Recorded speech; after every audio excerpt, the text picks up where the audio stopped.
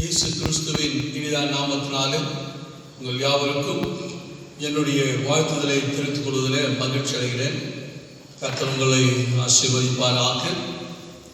தொடர்ந்து நாம் செபிக்கலாம். நம்முடைய ஆலய வழிபாடுகள் முறையாய் குடும்பமாய் ஆலயத்தில் வந்து தொழுது கொள்ளும்படியான காலத்துக்காக காத்திருக்கிறோம். அதற்காக நீங்கள் தொடர்ந்து செபியுங்கள். இந்த நாட்களில் இருக்கிற இந்த கொரோனா வைரஸ் மூலமாய் பாதிக்கப்படுகிற மக்கள் நாளுக்கு நாள் பெருகிக் கொண்டே இருக்கிறார்கள். அதில் பாதிக்கப்பட்டவர்கள் பல நிலைகளில் சமாதானத்தை இழந்து, சந்தோஷத்தை இழந்து, மன உளைச்சலுக்கு ஏற்பட்டு பொருளாதாரத்தில் குறைவுள்ளவர்களாய் போய் கொண்டிருக்கிறார்கள். அவர்களுக்காக பாரத்தோடு செபிக்கலாம். நம்மால் இயன்ற உதவியை செய்ய முன்வரலாம். அதற்காக தொடர்ந்து செபி. இந்த நாள் செப்டம்பர் மாதம் 27ஆம் தேதி என்று சொன்னாலே அது தென்னிந்திய திருச்சபை உருவான நாள். 1947ஆம் ஆண்டு செப்டம்பர் 27 CSI உருவான நாள். இந்த நாள் நம்முடைய திருச்சபை வரலாற்றில் 2வது பெந்தேகோஸ்தே திருநாள் என்று சொல்லுவோம். தேவ ஆவியானவர் இந்த உலகத்தில் அப்போஸ்தலர் மேல ஊற்றி அவர்கள் தேவ ஆவியினால் நிரம்பி அந்நிய பாஷைகளை பேசி பல பாஷைகளினால ஆண்டவரை மகிழ்ப்படுத்தினது அப்போஸ்தலர் 2ஆம் அதிகாரத்தில் வாசிக்கிறது போல அது முதலாம் பெந்தேகோஸ்தே நாளாக இருந்தது. பல இடங்களிலிருந்து எருசலேமுக்கு வந்தவர்கள் தங்கள் ஜெர்ம பாஷைகளை இவர்கள் பேசி இவர்கள் ஒருங்கிணைந்திருக்கிறார்களே.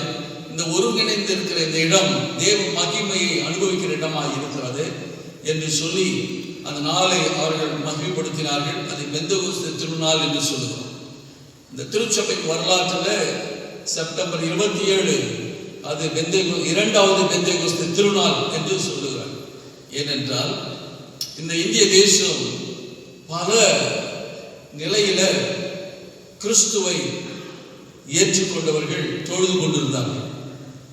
யாரெல்லாம் இங்கே நற்செய்தி சொல்ல முடியாது இந்த இந்திய தேசத்திற்கு வந்தார்களோ வியாபாரத்தின் நிமித்தமாய் பெருமளவில் அவர்களுடைய பிஸ்னஸ் சென்டரில் உழைக்கிற ஊழியர் செய்கின்ற அருகாமல் இருக்கிற பழகிற மக்களுக்கு இயேசுவை சொல்லி அந்த சபைகளை உருவாக்கினார். இப்படி பல நிலைகளில் சபைகள் உருவாக்கப்பட்டது. ஒவ்வொரு நாட்டிலிருந்தும் அவர்கள் வியாபாரத்துக்கு வருவார். அமெரிக்க தேசத்திலிருந்து, இங்கிலாந்து தேசத்திலிருந்து, டச்சிலிருந்து, ஆஸ்திரேலியாவிலிருந்து வந்தவர்கள் அவர்களுடைய வழக்கத்தின்படி அவர்களுடைய ஸ்தாபனத்தை நிறுவினார்கள். அப்போ இந்திய தேசத்திலும் பல இப்படி பிரிந்துதான் கிறிஸ்தவம் இருந்தது. 1947ஆம் ஆண்டு இந்திய தேசம் சுதந்திரம் அடைந்தது. அது நமக்கு தெரியும். ஆகஸ்ட் மாதம் 25ஆம் தேதி ஆகஸ்ட் மாதத்தில் இந்த சுதந்திர தினத்தை அன்று நம்முடைய தேச தலைவர்கள், திருச்சபை தலைவர்கள் அவர்கள் எல்லாம் ஒருங்கிணைந்து இந்த சபையை ஒருங்கிணைக்க வேண்டும். பல நாடுகளிலிருந்து அவர்கள் பிரிந்து வந்து ஒவ்வொரு நாட்டிலிருந்து வந்தவர்கள் எல்லாம் நம்முடைய இந்திய தேசத்துல அவரவர்களுடைய வழக்கத்தின்படி தொழுகையை நமக்கு கற்றுக் கொடுத்திருக்கிறார்கள்.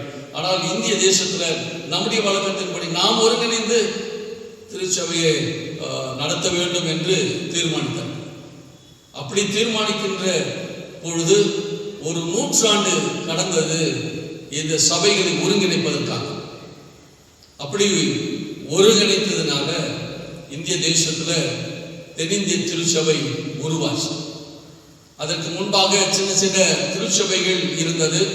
அவைகளெல்லாம் ஒருங்கிணைந்தது. பெரும் திருச்சபையாக பிரெஸ்பிட்டேரியன் திருச்சபை அவர்கள் தொடர்ந்து காங்கிரிகேஷனல் திருச்சபை, மெத்தடிஸ்ட் திருச்சபை இவர்களுக்கு பேராக கிடையாது. மக்களுடைய பிரதிநிதித்துவத்தின் நிமித்தமாய் சபைகளில் நடத்துகிற வழக்கத்தை உடையவர்கள். ஆங்கிலிக்கன் திருச்சபை, எபிஸ்கோப்பல் திருச்சபை, அது பேராயருடைய ஒரிஜினல் வருகிற திருச்சபை. இந்த 4 திருச்சபைகளும் ஒருங்கிணைத்து ஒரு சிஎஸ்ஐ சபை உருவாக்கப்பட்டது. அது சிஎஸ்ஐ என்பது சிஎஸ்ஐ என்ற பெயரில் உருவாக்கப்பட்ட சபை. பல சபைகள் ஒருங்கிணைந்ததுனால இந்த சபையில பல வழிபாட்டு முறைமைகளை ஒருங்கிணைக்க வேண்டியதாகிடுச்சு. அப்படி ஒருங்கிணைத்துதான் நம்ம எல்லாத்துக்கும் தெரியும், இந்த தென்னிந்திய திருச்சபையில ஒரே கடவுள், அவர் திருத்துவ கடவுள், பிதா குமாரன் பரிசுத்த ஆவியாகிய திரியேக கடவுள். ஒருவரில் மூவரும் மூவரில் ஒருவருமான இந்த திரியேக கடவுள் மேல நம்பிக்கை உடையவர்களாய் அதை நாம் ஏற்றுக்கொள்கிறவர்களாய் தென்னிந்திய திருச்சபை இருக்கிறார். பல கிரீட்ஸ், விசுவாச பிரமாணங்கள் ஏராளமாக அவரவர்கள் உருவாக்கியிருந்தார்கள். ஒவ்வொரு டினாமினேஷன்ஸிலும் அவர்கள் விசுவாச பிரமாணம் இருந்தது. அவைகள் எல்லாவற்றையும் ஏற்றுக்கொள்ளாமல் 2 விசுவாச பிரமாணங்களை தேர்வு செய்து இந்த தென்னிந்திய திருச்சபை ஏற்றுக்கொண்டது.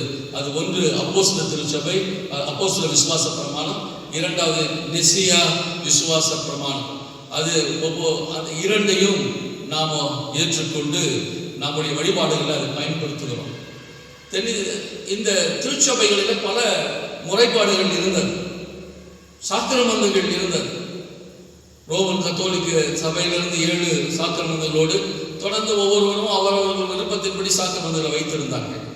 ஆனால் தென்னிந்திய திருச்சபை உருவாகும் போது இவைகள் இந்த சாக்கிரமந்தங்களில் மிக முக்கியமான சாக்கிரமந்தாக 2 சாக்கிரமந்தங்கள். ஒன்று திருமுழுக்கு, திருவிருந்து, யூக்ரிஸ்ட், பேப்டிசமும் யூக்ரிஸ்ட். இந்த இவைகளை நாம் ஏற்றுக்கொண்டு நாம் அதை நம்முடைய வழிபாடுகளை அதை முக்கியப்படுத்தி கொண்டிருக்கிறோம்.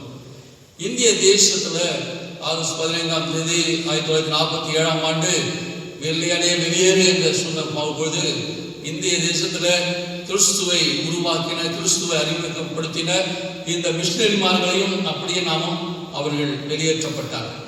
அவர்கள் வெளியேறினாலும் அவர்களுடைய பார்வையில, அவர்களுடைய வழிநடத்துதல்ல இந்திய தேசத்துல திருச்சபைகள் நடந்து கொண்டுதான் இருந்தது. அவர்களுடைய பெரும் ஆதரவு இருந்தது. அவை ஒவ்வொரு காலகட்டத்தில் அதெல்லாம் நிறுத்தப்பட்டு இன்று வெளிநாடுகளுடைய உதவி ஒத்தாசை இல்லாமல் இப்பொழுது நம்முடைய உழைப்பினால, நம்முடைய ஆதரவுனால, நம்முடைய ஒருங்கிணைந்து செயல்படுகிற திருச்சபைகள் இந்த தென்னிந்திய திருச்சபையில இருக்கிறதாக பார்க்கிறோம். தென்னிந்திய திருச்சபை ஒரு 2வது பெந்தேகோஸ்தே திருநாள், பெந்தேகோஸ்தே திருச்சபைக்கு அடையாளமாக சிஎஸ்ஐ இருப்பதற்கு ஆணித்தரமான ஆதாரங்கள் பல இருக்கிறது. அது ஒரு சில காரியங்கள். ஒன்று, தேவ ஆவியானவர் எங்கே இருக்கிறாரோ அங்கு ஒருமனப்பாடுகள்.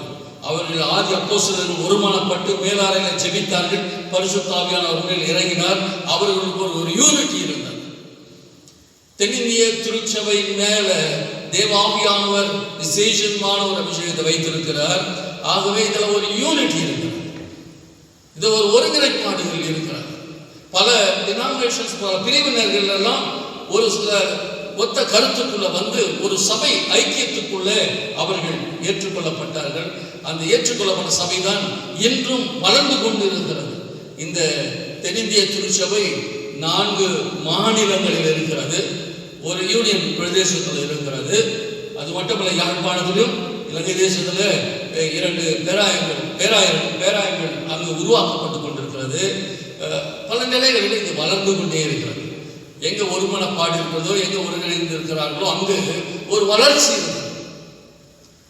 அந்த வளர்ச்சி சிஎஸ்ஐயாகவே வளர்ந்து கொண்டிருக்கிறது. இந்த 73 ஆண்டுகளை கடந்து 74வது ஆண்டுக்கு வந்துட்டோம். தென்னிந்திய திருச்சபையில தேவ ஆவியானவர் வழி நடத்துகிறார். அபிஷேகத்தின் வல்லமை இங்கு அபரிவிதமாய் இருக்கிறதற்கு அடையாளம் இது வளர்ந்து கொண்டிருக்கிறது. இப்பொழுது 24 பேராயங்களாக இந்திய தேசத்துல சிஎஸ்ஐல இருக்கிறதை பார்க்கிறோம். குறைந்த அங்கத்தினர்களை கொண்டு இருக்கிற பேராயங்கள் இப்பொழுது நிறைய பெருமளவில் பெருகி இருக்கிற அங்கத்தினர்களை கொண்ட தென்னிந்திய திருச்சபை இன்று இந்திய தேசத்தில் வளர்ந்திருக்கிறது.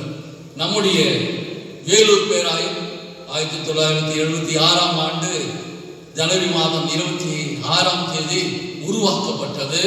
இந்திய தேசத்தில் நம்முடைய வெள்ளூரில் இருந்த மிஷனரிமார்கள், அமெரிக்கன் ஆர்காட் மிஷன், பல நிலையில் டச்சு அமெரிக்கன் ஆஸ்திரேலியன் பிரெஸ்பிட்டேரியன் திருச்சபை, இங்கிலாந்திலிருந்து வந்த பிரெஸ்பிட்டேரியன் திருச்சபைகள், ஆங்கிலிக்கன் திருச்சபைகள், இவைகளெல்லாம் ஒருங்கிணைந்து தான் இந்த வேலூர் பேராயம் வளர்த்தெடுக்கப்பட்டது. அமெரிக்கன் ஆர்காடு மிஷனரிகள் மிக சிறப்பாக இந்த பகுதியில் திருப்பணி ஆற்றினார்கள். அவர்கள் ஊழியம் செய்து ஏறத்தாழ 150 ஆண்டுகளை நாம் கடந்துட்டோம். இந்த இந்திய வெள்ளூரில் 40,000 அங்கத்தினர்களை கொண்டு குறைந்த குருசேகரன் வைத்து பேராயமாக இது வேலூர் பேராயம் உருவாக்கப்பட்டது. இன்று நம்முடைய ரெக்கார்ட் பிரகாரம் 1,50,000 அங்கத்தினர்களை இந்த வேலூர் பேராயம் பெற்றிருக்கிறது. அது மட்டுமல்ல, அது ரெக்கார்டில் இல்லாமல் இன்னொரு 1,00,000 கிறிஸ்தவர்கள் நம்முடைய வேலூர் பேராயத்தில் இருந்து கொண்டுதான் இருக்கிறார்கள். ஆகவே பெருமளவில் இந்த வேலூர் பேராயம் வளர்ந்து இருக்கிறார்.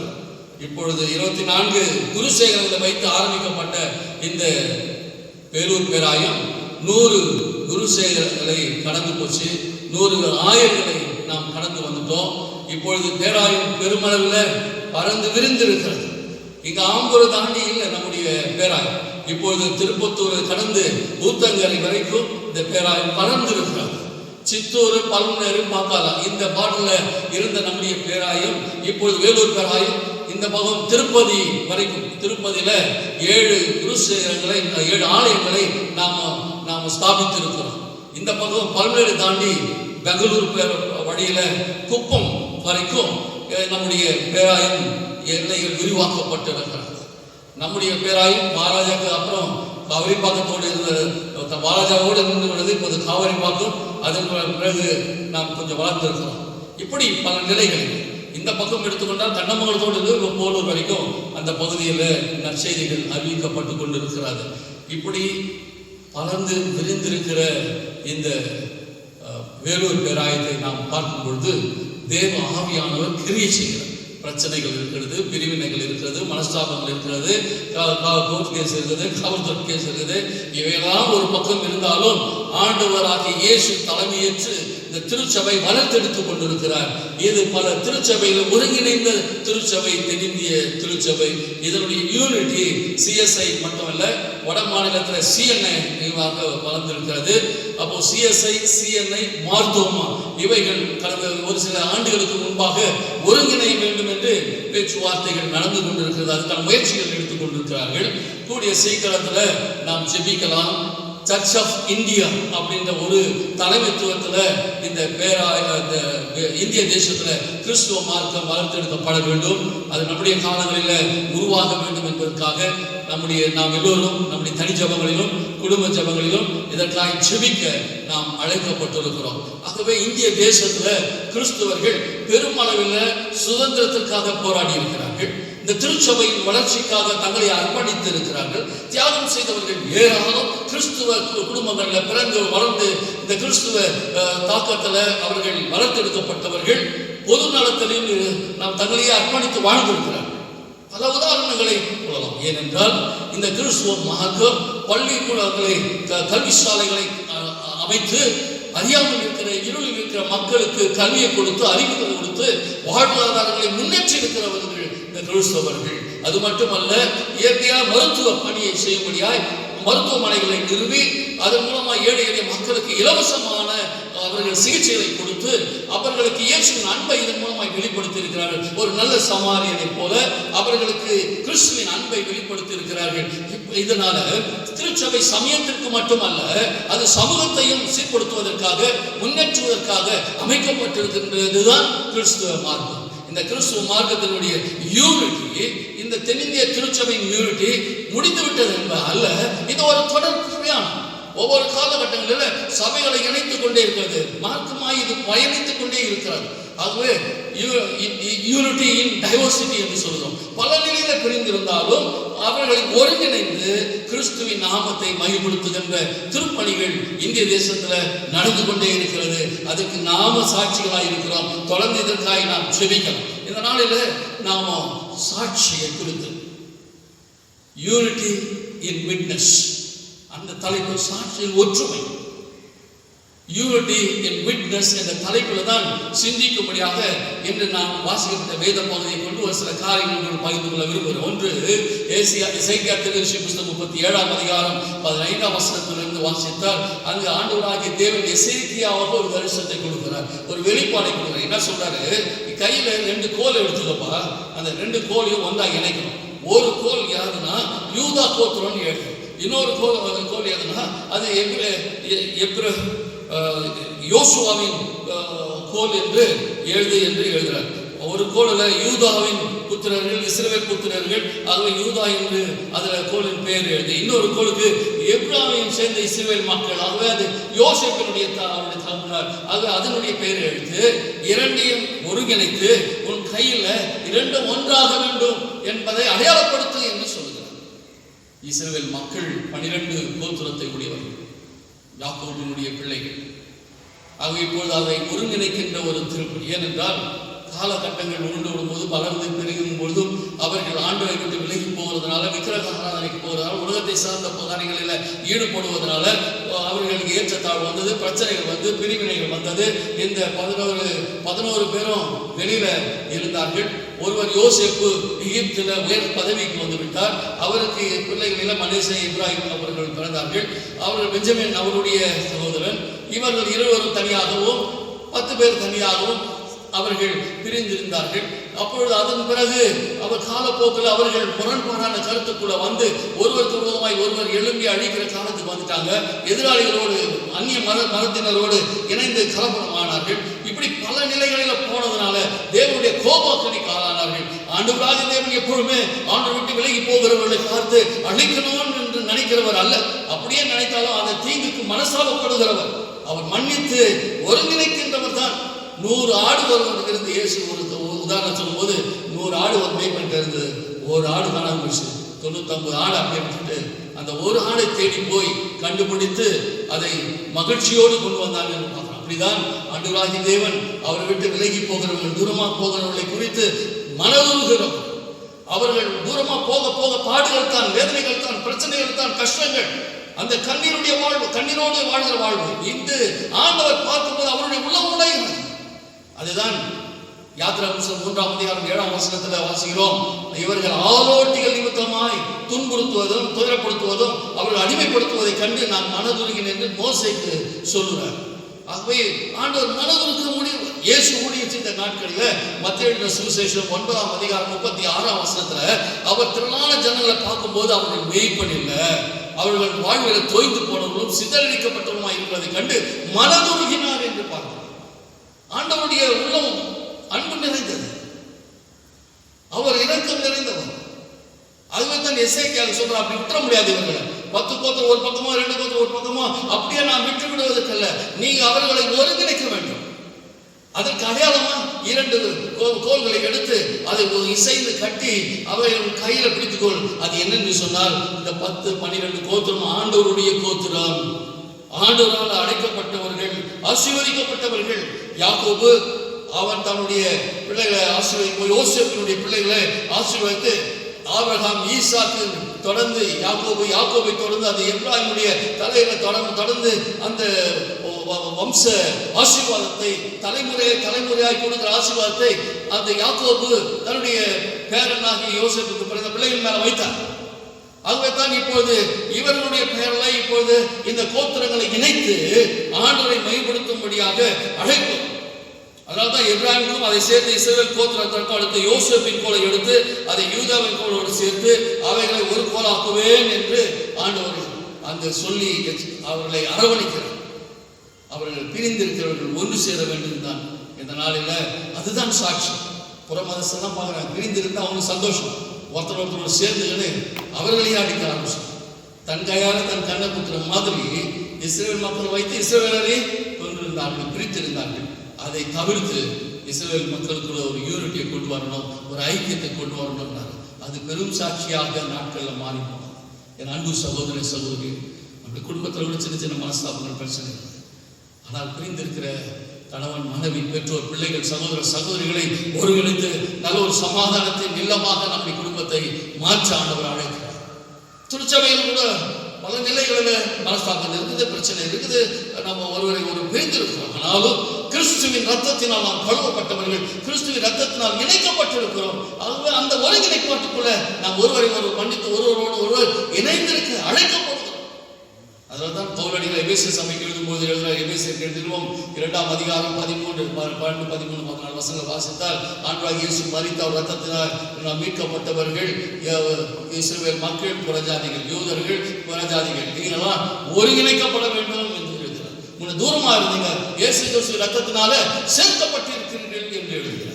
ஆகவே நாம் ஒருங்கிணைந்து இருக்க வேண்டும் என்பதுதான் ஆண்டவருடைய எதிர்பார்ப்பாக இருக்கிறது. வாசிக்கப்பட்ட சுவிசேஷ பகுதியில் யோவான் எழுதின சுவிசேஷம் 17ஆம் அதிகாரம் வாசிக்கும் போது 20ஆம் வசனத்திலிருந்து 26 வசனங்களை வாசித்தால், இயேசு ஒரு விண்ணப்பம் பண்ணார். 3 விண்ணப்பங்கள் வைக்கிறார். ஒரு சிறப்புக்கான ஒரு வேண்டுதலாக இருக்கிறதை நாம் படித்ததை செய்தி முடிக்கலாம். முதலாவது 20ஆம் வசனத்தில் சொல்றாரு, நான் இவர்களுக்காக வேண்டிக் கொள்ளாமல் இவருடைய வார்த்தையினால என்னை விசுவாசிக்கிறதாக வேண்டிக் கொள்கிறேன் என்று சொல்கிறார். நான்லாம் இவர்களை அழைத்த பொழுது, இவர்களை நான் தெரிந்து கொள்கிற பொழுது உம்மை பின்பற்றுவேன், உம்மை சார்ந்து வாழ்வேன் என்று சொல்லித்தான் வருகிறார்கள். ஆனால் நான் பெற்ற ஆசீர்வாதங்களை அனுபவிக்கிறதுக்கு முன்னாடியே மறந்து போகிறார். உதட்டளவில் தான் ஆண்டவரை நேசிக்கிறதும் செயல்படுகிறதும் இருதயம் தூரமா போயிடுச்சு. மத்தேயு சுவிசேஷம் 15ஆம் அதிகாரம் 8ஆம் வசனத்தை சொல்றாரு, அவர்கள் வாயாளர்களை துதித்துக் கொண்டிருக்கிறார்கள், இருதயமோ என்னை விட்டு தூரமா இருக்கிறது என்று எழுதுகிறார். ஏசியா தீர்க்கதரிசி புத்தகம் 29ஆம் அதிகாரம் 13ஆம் வசனம் சொல்றாரு, இந்த இஸ்ரவேல் மக்கள் எனக்கு கிட்ட இருக்கிற மாதிரி பேசுறாங்க, துதிக்கிறாங்க, ஆராதிக்கிறாங்க, ஆனால் அவர்கள் இருதயமோ என்னை விட்டு தூரமாக இருக்கிறது என்று எழுதுகிறார். அதுவே இந்த நாளில ஆண்டவராகிய இயேசு அப்படிதான் என்ற அற்புதங்களை பெற்றுக்கொள்வார், அடையாளங்களை பார்க்கிறார்கள், ஆனால் என்னை விட்டு தூரமா போகிறார்கள். இந்த நியாயப்பிரமாணம் அப்படி சொல்லுது, கட்டளை அப்படி சொல்லுது, எப்படி சொல்லி அவர்கள் இந்த உலகத்தை சார்ந்தவர்களாக போய்விடுகிறார்களே என்று மன வருத்தம் இயேசுக்கு இருந்தது. அதனால்தான் இயேசு பிதாவை நோக்கி வேண்டுதல் செய்கிறாரு. அந்த இவர்களுடைய விசுவாசம், நம்பிக்கை அதில் உறுதியாக இருக்க வேண்டும் என்று சொல்கிறார். எதுல? இந்த நியாயப்பிரமாணத்திற்கு முடிவாங்க. ரோமருக்கு எழுதிய நிருபம் 10ஆம் அதிகாரம் 3-4 வசனம் வாசித்தால், நியாய பிரமாணத்திற்கு முடிவாக இயேசு வந்தார் என்று எழுதப்பட்டிருக்கிறது. நியாய பிரமாணத்திற்கு முடிவாக இயேசு வந்தார்னா, அந்த இயேசுவை விசுவாசிக்கிறேன், ஏற்றுக்கொள்கிறேன் என்று சொல்கிறவர்கள் அதில் நிலைத்திருக்க வேண்டும். அதில் நிலைத்திருக்கும்படியாக நாம் அழைக்கப்படுகிறோம். அதனாலதான் இயேசு இப்படி வேண்டுதல் செய்தார், இவருடைய விசுவாசம் எங்கிலே நம்மிலே இருக்க வேண்டும், அதில் நிலைத்திருக்க வேண்டும் என்று எழுதுகிறார். இரண்டாவது விண்ணப்பம் என்ன சொல்றாரு? நாம பிதாவே, நான் உண்மையில் அன்பா இருக்கிறேன், நீங்க என்னில் அன்பா இருக்கிறீங்க, நாம் எல்லாம் ஐக்கியமா இருக்கிறோம், அதே போல இவர்களும் ஒருவரில் ஒருவர் ஐக்கியமாய் இருக்க வேண்டும் என்று எழுதுகிறார். அது 21ஆம் வசனம் சொல்றது, நான் உண்மையில் இருக்கிறது போல நீர் என்னிலையும் நான் உண்மையிலையும் இருக்கிறது போல அவர்கள் எல்லோரும் நம்மில் ஒன்றாயிருக்க வேண்டிக் கொள்கிறேன் என்று எழுதுகிறார். நாம் எப்படி பிதா குமாரன் பரிசுத்த ஆவியாக திரியேகமாய் நாம் இருக்கிறோமோ, இயேசு அதை நினைவுபடுத்துகிறார். திருநெற்றி பிதா குமாரன் பரிசுத்த ஆவியாக இவர்களை பிரிக்க முடியாது, அவர்கள் ஒருங்கிணைந்து இருக்கிறார்கள். நம்மை விசுவாசிக்கிற இவர்களும் கணவன் மனைவி பெற்றோர் பிள்ளைகள் சகோதர சகோதரிகளாக, விசுவாசிகளாக, குடும்பங்களாக, சபைகளாக இந்த தேசத்துல அவர்கள் ஒருங்கிணைக்கப்பட வேண்டும். ஒருவரை ஒருவர் சார்ந்து, ஒருவரை ஒருவர் மதித்து, ஒருவரை ஒருவர் மன்னித்து, ஒருவர் ஒருவர் இணைந்து வாழ்கிற ஒரு அனுபவத்தை இந்த மக்கள் பெற்றுக்கிறோம். கிறிஸ்துவின் நாமம் தரிக்கப்பட்ட பிள்ளைகள் அவர்கள் அன்புக்கு அடையாளமாய் இருக்க வேண்டும் என்பதை இயேசு விண்ணப்பிக்கிறார். இந்த விசுவாசம் நாம விட்டு விலகாதபடிக்கு கிறிஸ்து மேல வைக்கணும். இந்த கிறிஸ்துவின் அன்பு நாம் ஒருவரை ஒருவர் நேசி, அதுதான் பிரதான கட்டளையாக 10 கட்டளைகள் ஒருங்கிணைந்து இயேசு சொன்னார். ஒரு முழு இதயத்தோடு, முழு ஆத்மாவோடு, முழு பலத்தோடு நீ என்னிடத்தில் என்ன பண்ண? அன்பு கூர்வாயாக. இரண்டாவது பிரதான காப்பு, உன்னை போல பிறனை நேசிப்பாயாக என்று சொன்னார். இந்த அன்பில நாம் ஒருவரை ஒருவர் கட்டப்பட வேண்டும், இணைக்கப்பட வேண்டும், அதுதான் சாட்சியாக இருக்க வேண்டும். கடைசியாக யோவான் எழுதின சுவிசேஷம் 17ஆம் அதிகாரம் 24ஆம் வசனத்துல அழகாக இந்த விண்ணப்பத்தை வைக்கிறார். பிதாவே, உலகம் தோற்றத்துக்கு முன் நீர் என்னில் அன்பாய் இருக்கிறபடினால நீர் எனக்கு தந்த என்னுடைய மகிமையை நீர் எனக்கு தந்தவர்கள் காணும்படியாக நான் எங்கே இருக்கிறேனோ அங்கே அவர்களும் என்னோடு கூட இருக்க விரும்புகிறேன் என்று சொல்லி அவர் விண்ணப்பிக்கிறார். நான் எங்கே இருக்கிறேனோ என் பிள்ளைகளும் அங்கே இருக்க வேண்டும் என்று ஒரு தகப்பன் விரும்புகிறதுல ஒரு அச்சமும் இல்லை, ஒரு சந்தேகமும் இல்லை. நாம் எல்லாரும் அவரோடு கூட இருக்க வேண்டும். அவன்தான் இயேசு சீஷர்களுக்கு கடைசி பயணத்திற்கு முன்பாக அவரை ஆற்றி தேற்றி அந்த பிரிவை புரிந்து கொள்ள வைக்கிறாரு. அது வைக்கும் பொழுதுதான் இந்த வார்த்தைகளை சொல்லுகிறார். யோவான் சுவிசேஷம் 14ஆம் அதிகாரம் 1 வசனத்துல, உங்கள் இருதயம் கலங்காதிருப்பதாக தேவனிடத்தில் விசுவாசமா இருங்க, என்னிடத்திலும் விசுவாசமாய் இருங்கள் என்று சொல்லி 2, 3, 4 வசனங்களை வாசிக்கும் பொழுது, என் பிதாவின் வீட்டில் அநேக வாசஸ்தலங்கள் இருக்கிறது அப்படின்னு தான் விட்டுருப்பேன். ஆனால் நான் போய் உங்களுக்காக ஒரு ஸ்தலத்தை ஆயத்தம் பண்ண போகிறேன். அதோடு விட்டு இல்லை, நான் திரும்பி வருவேன், நான் இருக்கிற இடத்துல உங்களை சேர்த்துக் கொள்வேன். அந்த ஐக்கியம், அந்த உறவு அவர் விட்டு. ஏனென்றால் ஆண்டவர் தன்னுடைய சாயல மனுமக்களை உருவாக்கினார். இயேசு தன்னுடைய இரத்தத்தை விலக்கமாய் கொடுத்து நம்மை மீட்டெடுக்கிறார். நாம் அவரோடு இருக்கணும், அவர் நம்மோடு இருக்கிறதுக்கு அவர் விருப்பம் உள்ளவராய் தெரிவிக்கிறார். என் அன்பு சகோதரன் சகோதரி, ஆண்டவருடைய இரத்தத்தினால் கழுவப்பட்ட மீட்கப்பட்ட கிறிஸ்துவின் நாமம் தரிக்கப்பட்ட நாம் ஒவ்வொருவரும் ஒருவரை ஒருவர் சார்ந்து ஒருவரோடு ஒருவர் இணைந்து கிறிஸ்துவோடு வாழ்கிற ஒரு அனுபவத்தை நாம் பெற்றுக்கொள்ள இந்த காலவெளியில ஆண்டவர் நம்ம அழைக்கிறார். அதுதான் பெரிதான ஒரு சாட்சி. இந்த உறவு தான் கண்ணு தெரிஞ்சிச்சு, காது கேட்டுச்சு, வழிபடி போச்சு, இதெல்லாம் ஒரு சாட்சி இருக்கதான் செய்கிறது. ஆண்டவர் தொட்டா சுகமாக்கணும். அதை விட மேலான ஒரு சாட்சி நாம் ஒருங்கிணைந்து கிறிஸ்துவை பிரதிபலிக்கிறது. அன்பில் ஐக்கியத்தில் உறவுகளில் இருந்து ஆண்டவரை மகிழ்ப்படுத்தும்படி ஆண்டவர் இந்த காலவெளியில இந்த தென்னிந்திய திருச்சபை உருவான நாளில நம்மை அழைக்கிறார். நாமும் நம்மை ஒப்பு கொடுத்து தேவாசீர்வாதங்களை தொடர்ந்து பெற்று விசுவாசம் வளர உதவி செய்வாராக. ஆமென். நாம் யாவரும் எழுந்து விசுவாச பிரமாணம், அப்போஸ்தலர் விசுவாச பிரமாணத்தை சேர்ந்து சொல்வோம். வானத்தையும் பூமியும் படைத்த சர்வவல்லமையுள்ள பிதாவாகிய தேவனை விசுவாசிக்கிறேன். அவர் ஒரே குமாரனாக நாதரே இயேசு விசுவாசிக்கிறேன். அவர் பரிசுத்தாவினாலே கன்னிமரியாளுக்கு பிறந்தார். போத்திய பிலாத்தின் காலத்தில் பாடுபட்டு சிலுவையில் மரித்து அணுகப்பட்டு பாதாளத்தில் இறங்கினார்.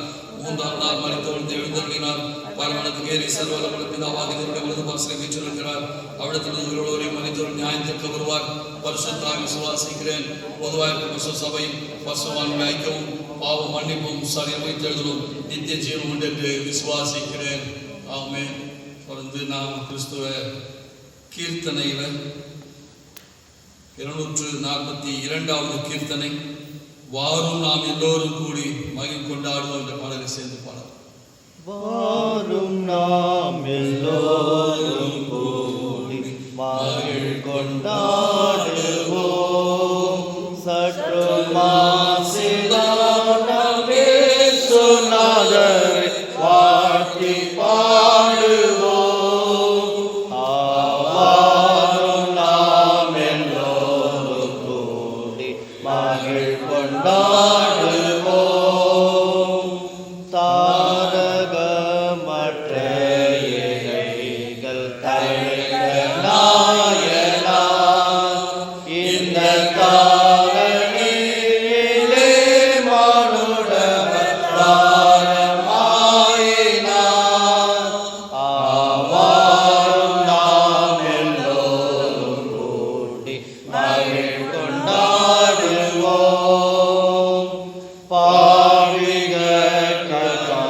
பாவிகட்காரனிடம் பரிந்து வேண்டியே அவர் பட்சம் வைத்தோரும் தொழும் வரை ரட்சை செய்கிறார். ஆவாரும் நாம் எல்லோரும் கூடி மகிழ் கொண்டாடுவோம். ஜெபம் செய்வோம். எங்கள் அளவுக்கு அதிகமாக நேசித்து பராமரித்து பாதுகாத்து வருகின்ற எங்கள் அன்பின் தகப்பனே, தென்னிந்திய திருச்சபை உருவான நாங்கள் விசுவாசத்தில் அன்பில் ஐக்கியத்தில் ஒருங்கிணைந்திருப்பது சாட்சியாய் தேசத்தில் உலகம் முழுவதும் இருக்க நாங்கள் அழைக்கப்படுகிறோம். தென்னிந்திய திருச்சபை ஒரு யூனிட்டி, ஐக்கியத்திற்கு அடையாளமாக இருக்கிறதுக்காக நமக்கு ஸ்தோத்திரம். தேவ ஆவியானவரால் நடத்தப்படுகின்ற ஒரு சபையாக தென்னிந்திய திருச்சபை இருக்கிறது என்பதற்கு அடையாளமாக இருப்பதற்காக நமக்கு ஸ்தோத்திரம். தென்னிந்திய திருச்சபை இன்னும் வளர்த்தெடுக்கப்படுகிற வளர்ச்சியின் பணியில தொடர்ந்து ஆண்டவரால் செயல்படுகிறது. பல திருச்சபைகள் இன்னும் இணைந்து இந்திய தேசத்தில் ஒருங்கிணைந்த ஒரு கிறிஸ்துவ சபையாக ஆண்டவரே எழுப்புதலாக ஏற்படுத்தப்பட ஆண்டவரை வளர்த்தெடுக்கப்படவும் அந்த முயற்சியில் ஈடுபட்டு கொண்டிருக்கிறது. இவளை நாங்கள் உணர்ந்து அதற்காக செபிக்க அழைக்கப்படுகிறோம். தனி ஜபம், குடும்ப ஜபம் நாம் செபிக்க ஆண்டவரே தேவாவியானவர் கிரியை செய்கிறார்.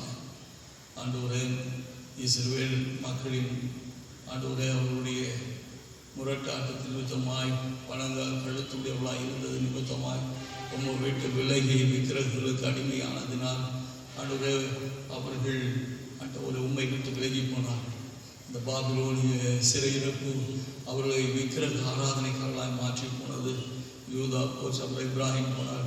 அந்த கோத்திரங்களாம் அடிமைகளான பொழுது இப்படி அடிமைகளாய் விட்டுவிடக்கூடாது என்ற நோக்கத்தோடு உடைந்த உள்ளத்தோடு எசேக்கியேல் மூலமாய் மறுபடியும் அவர்களை ஒருங்கிணைந்து ஆண்டவரே யூத கோத்திரமாய் உங்களுடைய நாமத்தை மகிமைப்படுத்தும்படியாக ஆண்டவரே இஸ்ரவேல் மக்கள் ஆபிரகாம், ஈசாக்கு, யாக்கோபுடைய வாக்குத்தத்தத்தின் பிள்ளைகள் என்பதை நிலைநாட்டுவதற்காக ஆண்டவரே எசேக்கியேல் மூலமாய் சொன்ன ஆண்டவரே தெளிந்த வார்த்தைகளுக்காக மக்கள் ஸ்தோத்திரம். ஆண்டவரே எங்களை மீட்பதற்காக ரட்சிப்பதற்காக உலகத்தில் மனுஷனாய் வந்து ஆண்டவரே உண்மை வெளிப்படுத்தவும் கடவுள் ராட்சியத்தை குறித்தான சத்தியத்தை ஆண்டவரே வெளிப்படுத்துகின்ற பொழுது ஆண்டவரே எங்களுக்காக நீங்கள் செபிக்கும் பொழுது ஆண்டவரே இவர்கள் விசுவாசத்தில் இருக்கணும். நாங்கள் ஐக்கியமாக இருக்கும் போல இவர்களும் ஐக்கியமாக இருக்க வேண்டும். இவர்கள் ஒருங்கிணைந்து ஆண்டவரை மைப்படுத்துகின்ற திருப்பணிகளை இணைந்து செயல்பட வேண்டும் என்பதை ஆண்டவரை நீங்கள் வேண்டுதலாக நீங்கள் முன்ன வைத்ததற்காக நமக்கு சூத்திரம். இந்த நாளிலும் கூட உடைய வார்த்தைகளை தியானிக்கிற இந்த வேளையில ஆண்டவரை நீர் எங்களோடு பேசின ஆண்டவரை ஆண்டவரை எங்களை எச்சரிப்பு கொடுத்த வார்த்தைகளுக்காக, ஆண்டவர் அறிவுரை கூறின வார்த்தைகளுக்காக, எங்களை ஊக்கப்படுத்தின வார்த்தைகளுக்காக, ஆண்டவர் தொடர்ந்து நாங்கள் விசுவாசம் வளர்வதற்கு உற்சாகப்படுத்தின வார்த்தைகளுக்காக உமக்கு ஸ்தோத்திரம். குடும்பங்கள் கட்டி எழுப்பப்பட வேண்டும், சபைகள் கட்டி எழுப்பப்பட வேண்டும். ஆண்டவரே வேலூர் பேராயும் வளர்த்து எடுக்கப்பட வேண்டும். ஆண்டவரே இந்திய திருச்சபை, ஆண்டவரே வட இந்திய திருச்சபை, மருத்துவ திருச்சபை ஒருங்கிணைந்த ஆண்டவரே இந்திய திருச்சபையாக வளர்த்தெடுக்கப்பட வேண்டிய காலத்துக்காக செபிக்கிறோம். தொடர்ந்து இந்த திருச்சபையின் திருப்பணிகள் ஆண்டவர் நடைபெற உதவி செய்யுங்க. பெத்தேல் குடும்பத்துக்காக செபிக்கிறோம். பெத்தேல் குடும்பத்தில் இருக்கிற ஒவ்வொருவரையும் தனித்தனியாய் பேர்புறாய் குடும்பமாய் தொட்டு ஆசீர்வதியும். சிறு பிள்ளைகளுக்காக செபிக்கிறோம், வாழ்க்கை பிள்ளைகளுக்காக செபிக்கிறேன், பெரியவங்களுக்காக செபிக்கிறேன். ஆண்டவர் ஒவ்வொருவருடைய தேவைகளை சத்தியம் எதிர்பார்ப்புகளை நிறைவேற்றுங்க. படிக்கிற பிள்ளைகளுக்கு நல்ல படிப்பு வளர்த்து ஞானத்துக்காக வேலை செய்ய ஒவ்வொருக்கும் வேலை செய்ய திராணியம் பலத்துக்காக ஓய்வு பெற்றுகிற பிள்ளைகளுக்கு நல்ல சுகம் பலன் ஆரோக்கியத்தாகும். பிசினஸ் பண்ணுகிற பிள்ளைகளுக்கு ஞானமாய் ஆண்டவரை இன்வெஸ்ட் பண்ணவும் அதை கண்டிப்பாக கர்த்தர் வழி நடத்துவீராக. ஆண்டவரே உங்களுடைய கரங்களை ஒப்பு கொடுக்கிற ஒவ்வொரு குடும்பத்தை நீங்கள் தலைமையேற்று நடத்துங்க சுவாமி. கொரோனா வைரஸ் மூலமாக பாதிக்கப்பட்டிருக்கிற ஆண்டவரே பாசிட்டிவா இருக்கிற பிள்ளைகளுக்காக செபிக்கிறேன். ஆண்டவரே இந்த தேசத்துல உலக அளவில் பாதிக்கப்பட்டிருக்கிற பிள்ளைகளை உங்களுடைய தடுப்பெண்ண கரனால தொடுவீராக, சுகப்படுத்துவீராக. ஆண்டவரே இந்த நோய் தொற்றினால மரணத்தை ஆண்டவர் சந்தித்த குடும்பங்களுக்காக செபிக்கிறேன். அந்த குடும்பத்துக்கு ஆறுதலையும் தேர்தலையும் தொடர்ந்து தந்தருள்படி அம்மன் சுவாமி. ஆண்டவரே இப்பொழுதும் வியாதி மத்தியில், பலவீனத்தின் மத்தியில், வீடுகளிலும் மருத்துவமனையிலும் சிகிச்சை பெறுகிற ஒவ்வொருவரையும் தடுப்பெண்ண கரனால தொட்டு சுகப்படுத்துங்க. ஆண்டவருடைய பிள்ளைகளை தப்பு வைத்து நல்ல சுகத்தை ஆரோக்கியம் பெற்றுள்ளாய் உமக்கு சாட்சியாய் உதவி செய்வீராக. பிறந்த நாள் திருமண நாளை கண்டு உமக்கு நன்றி செலுத்தி நம்முடைய பிள்ளைகள் ஒவ்வொருவருடைய கடலில் போடுவோம். துவங்கியிருக்கிற ஆண்டு ஆசீர்வாதம் அமையணும் சொல்லி செபிக்கிறேன். உடைய ஜபங்கள் வேண்டுதலை கர்த்தர் நிறைவேற்றுவீராக. நாளிலும் கூட ஆண்டவரே நாங்கள் இருக்கிற இடங்களில விடுதல் தோறும் நாங்கள் இப்படி இந்த தொழுகையில இணைந்து தொழுது கொள்ளும்படியான ஒரு வாக்கியத்தை எங்களுக்கு கொடுத்து நன்றி செலுத்துகிறோம். ஒரு விதமான ஆண்டவரே தடை இல்லாதபடிக்கு ஆண்டவரே நாங்கள் குடும்ப ஆலயத்தில் வந்து ஆண்டவரே விடுதலையோடு போய் துதிக்க ஆராதிக்க போய் தொழுது கொள்ளும்படிய நாட்களுக்காய் காத்திருக்கிறோம். அந்த நாள் மட்டும் உங்களுடைய நீதியின் வலது கருத்தினால் உங்கள் பிள்ளைகளை தாங்கி பராமரித்து வழி நடத்துவீராக. இயேசு கிறிஸ்துவின் நாமத்தினால் செபிக்கிறோம் நல்ல பிதாவே, ஆமென். நமது ஆண்டவர் ஆகிய இயேசு கிறிஸ்துவின் கிருபை, பிதாவாகிய தேவனுடைய அன்பும் பரிசுத்த ஆவியானவருடைய அந்யோன்ய ஐக்கியமும் வழிநடத்தும் நம்மோடு கூட இன்றும் என்றும் சதா நாட்களிலும் இருப்பதாக. ஆமென். God bless you. கர்த்தர் உங்களை ஆசீர்வதிப்பாராக. ஆமென்.